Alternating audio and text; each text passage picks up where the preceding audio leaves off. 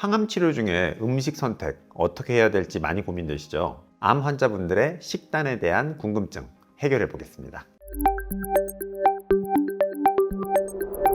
아는 분 어머니께서 항암 치료 중이신데요. 입맛이 없으셔서 어떤 걸 챙겨드려야 하는지 식단이 가장 고민이라는 말을 들었는데요. 오늘은 박사님께서 항암 치료 중 식단에 대해 질문을 드릴 테니 자세한 답변 부탁드립니다. 식단은 모든 암 환자의 고민일 수밖에 없어요. 표준 항암 치료를 한다고 이야기할 때 대부분 항암제를 사용하게 되고 부작용들이 식욕부진, 소화불량, 불편감, 식단에 대한 문제가 생기는 게 한 가지가 있고, 우리가 씹고 삼키는데 어려움이 있다면 수분이 많은 소스라든가 삼키기 쉬운 지방질이 있는 그레이비 같은 것들을 추가하는 것도 좋은 방법일 수 있고요. 고섬유질 식품을 먹어야 된다는 생각들이 굉장히 많이들 있지만 변비가 생긴다거나 소화장애가 있는 경우에는 씹고 삼키는 것 자체가 스트레스인 항암 치료 중인 환자들한테는 고섬유질 대신에 저섬유질을 드시는 게 나을 수 있습니다. 이 모든 고민들은 결국 암 환자들이 얼마나 잘 먹을 수 있게 하는가가 제일 중요하다는 이야기를 하고 있는 겁니다.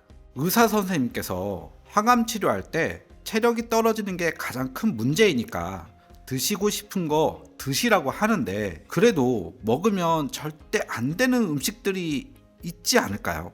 암 환자나 혹시 가족분들이 물어보시는 질문 중에 하나가 소고기 같은 거 먹으면 철분이 많아서 문제가 된다고 하던데요 라고 이야기를 하거든요.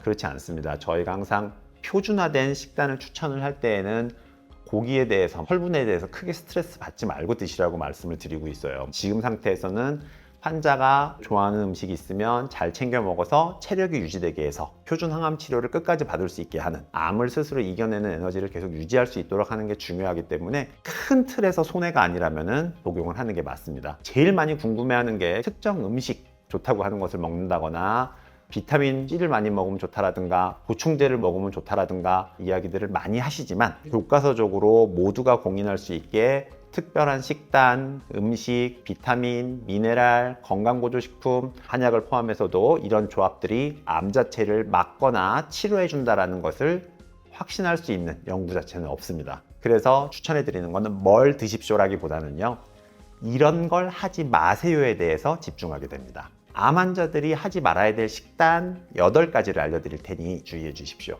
첫 번째는 딸기나 포도 같이요, 물에 잘 씻기지 않는 농산물을 조심하시는 겁니다. 딸기 많이 씻으면 물러지게 돼 있거든요. 씻기 어려운 것들은 농약에 대한 위험성이 있으니까 조심하는 게 좋습니다 라고 기억해 주시고, 두 번째는 초밥, 익히지 않은 굴, 날 생선, 조개류를 날로 드시지 않는 겁니다. 감염에 대한 위험이 있고 감염 시에는 치료가 굉장히 곤란할 수 있기 때문에 조심하시는 게 좋고요. 세 번째는요, 생견과류, 신선한 견과류를 섭취하시라는 겁니다. 오래 보관된 견과류는 산패가 쉽게 되기 때문에 암 환자들은 드시지 않는 게 좋습니다.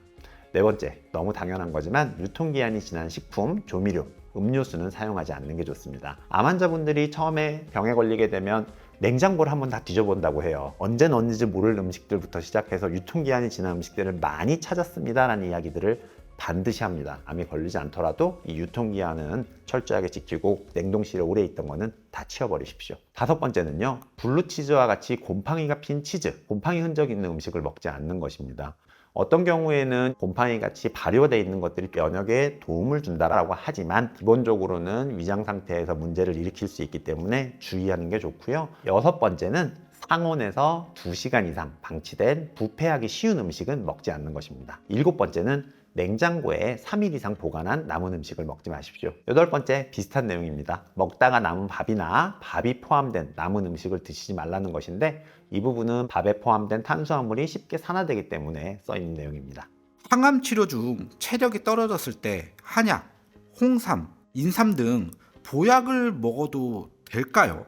당연히 먹어도 됩니다. 홍삼이나 인삼들도 피로도를 낮춰줄 수 있다는 연구들도 있고, 인삼을 복용하면 안 되는 질환군의 환자들이 인삼이 포함된 한약을 처방했을 때는 안전하다는 논문도 있습니다. 다만 한약이라고 생각하는 기준이 되게 넓습니다. 사실상이요. 먹어도 된다고 생각하는 한약은 오직 내가 현재 암 환자고 치료를 받고 있는 상태에서 한의사에게 처방받은 것이 한약이라고 인식하실 필요가 있습니다. 일반적으로 유명하다는 약재, 누가 먹고 좋았다고 하는 것들을 섭취하는 것은 절대로 지양해야 합니다.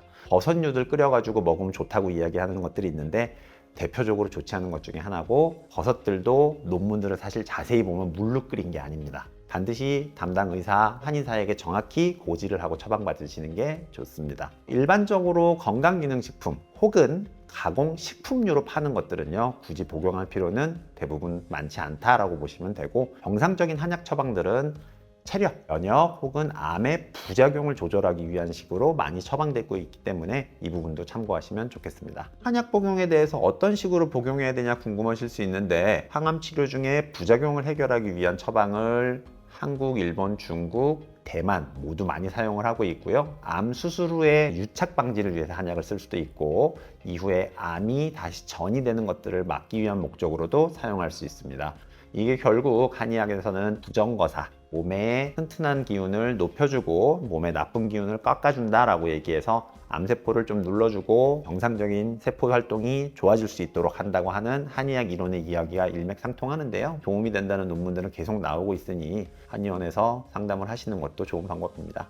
암 치료 중에 살이 많이 빠질 때 도움이 될 수 있는 요리들은 뭐가 있을까요? 살이 빠지게 되면 체력 자체가 같이 떨어지기 때문에 하루 3끼 먹는 거 말고 한두 개 정도 더 드시라고 권하는 것들이 있습니다. 하루 동안 숙성시킨 귀리 요거트입니다. 3컵 기준 250ml 정도 복용한다고 하면 되고요. 단백질 18g이 포함되어 있습니다. 용량은 다음과 같습니다. 반컵 정도의 오트밀, 4분의 1 용량의 그릭 요거트, 2분의 1 용량의 우유, 1티스푼의 치아 씨앗, 4분의 1 티스푼의 시나몬. 시나몬의 경우는 취향에 따라 넣지 않아도 문제 없습니다. 1티스푼의 메이플 시럽을 넣어주고요. 4분의 1컵에 본인이 좋아하는 과일을 넣어줍니다. 마지막에 약간의 견과류를 밀폐 가능한 용기에 넣어줍니다. 잘 섞어줘요. 뚜껑을 덮고 냉장고에 8시간에서 10시간 동안 보관하고요. 그 이후에 꺼내서 과일과 견과류를 넣고 함께 먹는 겁니다. 소화가 잘 되고 단백질이 많은 성분을 넣었기 때문에 살이 찌는 데 도움이 될 수 있고요. 한 가지를 더 추천을 해드리면요, 프로틴 밀크쉐이크를 만들 수 있습니다. 건조된 우유 분말을 사용한 걸 기준으로 했을 때 1회 복용량 250cc에 600kcal가 들어가 있고 22g의 프로틴을 포함하고 있습니다. 첫 번째 재료는 한 컵 분량의 우유, 티스푼 2개의 버터스타, 초콜릿, 그리고 좋아하는 과일 시럽들을 사용할 수 있고요. 2분의 1컵의 아이스크림을 넣습니다. 2분의 1 티스푼의 바닐라 시럽을 넣고요. 3분의 1컵의 우유 파우더를 넣습니다. 이때 2분의 1컵 들어가는 아이스크림은 당이 적은 걸 선택하면 조금 더 유리하겠습니다. 암에 걸렸을 때 건강한 식단을 하려면 박사님, 무엇을 먹어야 할까요?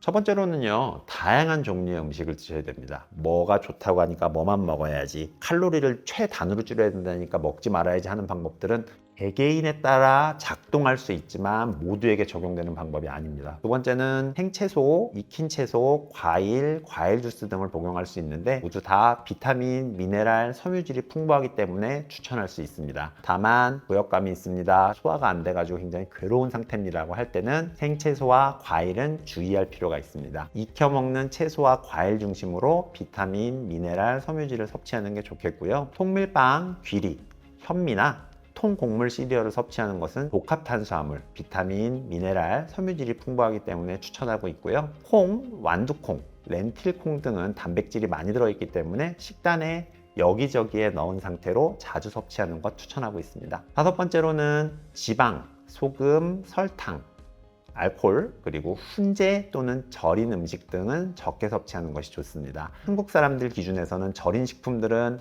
크게 걱정하지 않으셔도 됩니다. 젓갈류는 주의해야겠지만 김치나 된장류들은 걱정하지 않고 복용하셔도 되고요. 그 다음은 우유는 가능하면 저지방으로 선택하는 게 좋습니다. 고기류는 어떻게 섭취하면 좋을까요?